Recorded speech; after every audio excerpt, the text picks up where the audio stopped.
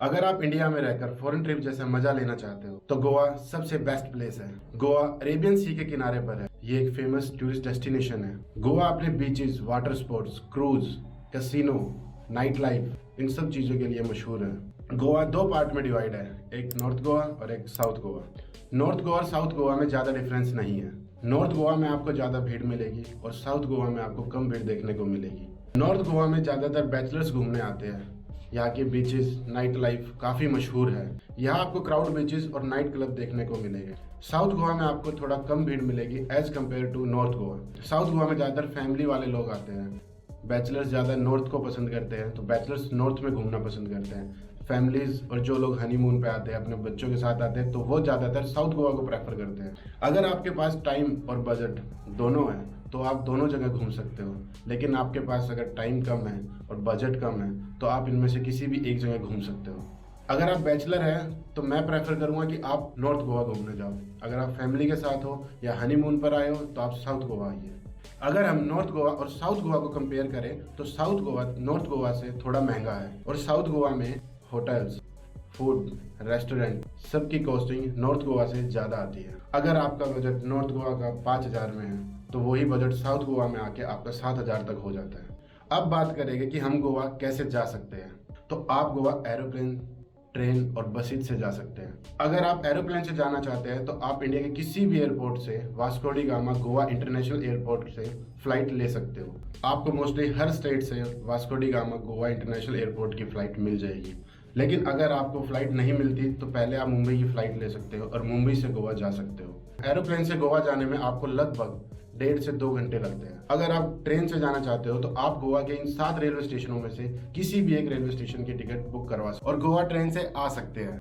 अगर आप नॉर्थ गोवा जा रहे हो तो आप परनेम, थीविम, करमाली, इनमें से किसी भी रेलवे स्टेशन पे आप आ सकते हो। और अगर आप साउथ गोवा जाना चाहते हो तो आप वास्को डी गामा, कुलेम, मडगांव, करकोरम, इनमें से किसी भी रेलवे स्टेशन की टिकट करा सकते हो। और दिल्ली से आपको किसी भी रेलवे स्टेशन से इन रेलवे स्टेशनों की डायरेक्ट टिकट मिल जाएगी। अगर आप नॉर्थ गोवा जाना चाहते हो तो आपको थीविम जाना होगा और अगर आप सेंट्रल गोवा जाना चाहते हो तो आपको मडगांव जाना होगा। थीविम से बागा बीच की दूरी लगभग 20 किलोमीटर है और कलंगट बीच की दूरी लगभग 18 किलोमीटर है। रेलवे स्टेशन से बीच पे जाने के लिए आप टैक्सी या बस ले सकते हो।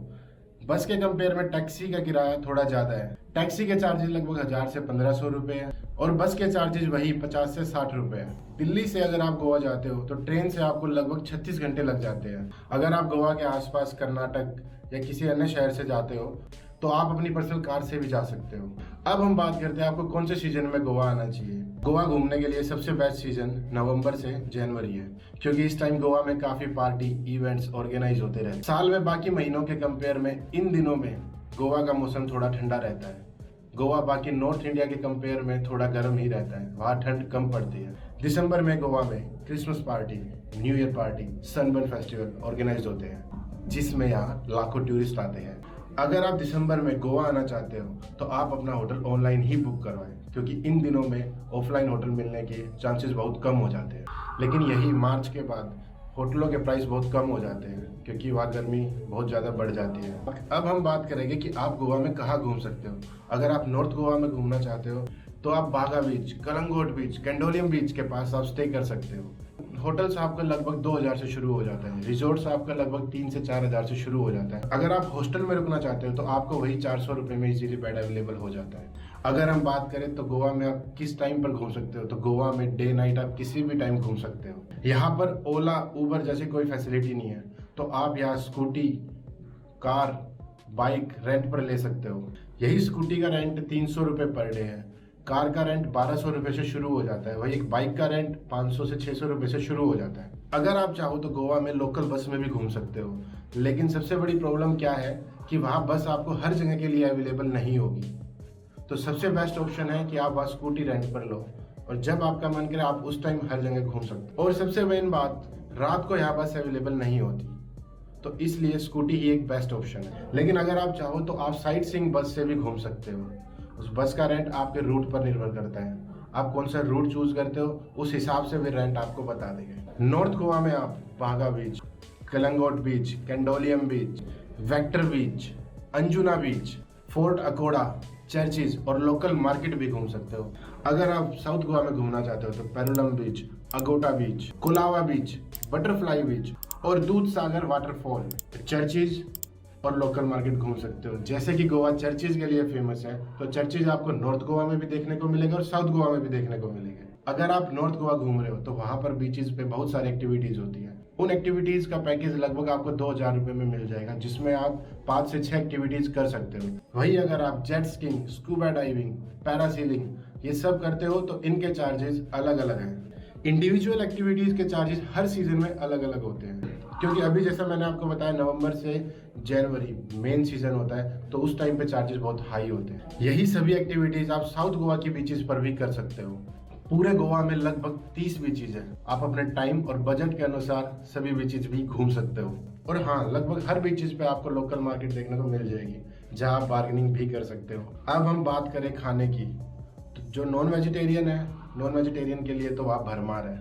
आपको हर रेस्टोरेंट में नॉन वेजिटेरियन मिल जाएगा, लेकिन वही अगर मैं बात करूं वेजिटेरियन की, तो वेजिटेरियन के लिए आपको थोड़ा सा घूमना पड़ेगा, लेकिन वो भी इजीली मिल जाता है। गोवा में बहुत सारे क्लब है जहाँ आप इंजॉय कर सकते हो। इनके साथ साथ आप वहाँ पर पार्टी, डांस और म्यूजिक को एंजॉय कर सकते हो। और ज्यादातर डिस्को में गर्ल्स की एंट्री फ्री होती है, और वही एक कपल की एंट्री लगभग 2000 रुपए से शुरू हो जाती है। गोवा में डिस्को लगभग रात 8 बजे से सुबह 4 बजे तक खुले रहते हैं। उसके बाद वहाँ कैफेज पूरे दिन 24 घंटे खुले रहते हैं। और वही अगर आप चाहें तो वहाँ ओपन बीचेस में नाइट लाइफ एंजॉय कर सकते हो। और वही कुछ कैफे 24 घंटे खुले रहते हैं, जहाँ फ्री ऑफ कॉस्ट, जहाँ कोई एंट्री नहीं लगती, कोई चार्जेस नहीं है, आप म्यूजिक एंजॉय कर सकते हो। और हाँ, गोवा एक चीज के लिए और मशहूर है, जिसमें कैसीनोज आते हैं। कैसीनो में जाने के लिए लगभग आपको 2000 से 2500 रुपए एंट्री चार्जेस देने होंगे। और कुछ कैसीनोज जो है वो क्रूज पर है, तो आप क्रूज पे जाके कैसीनो के साथ साथ क्रूज भी एंजॉय कर सकते हो। अब बात करें टोटल खर्चे की, तो वो आप पर डिपेंड करता है कि आपका कितना बजट है और आपके पास कितना टाइम है। तो उस हिसाब से आप मैनेज कर सकते हैं कि आपको नॉर्थ गोवा घूमना है या साउथ गोवा घूमना है।